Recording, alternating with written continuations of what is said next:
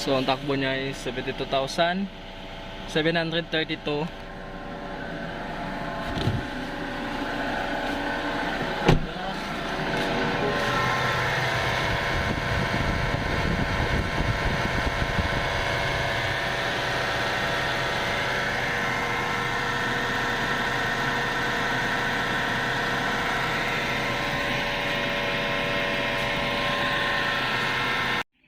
Toyota Fortuner.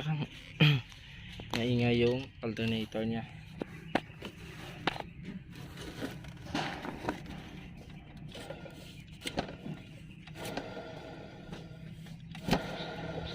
Bali ang plano sa parents niya kay Ay 70,000 kilometers na ang tinakbo. So ito yung engine code, 2GD. So itong alternator is ma-repair pa. So sa electrician na namin dalalhin to. Possible cause possible cause mga bearing sa loob worn out na. So sabi ng may-ari gagamitin pa daw nila, pero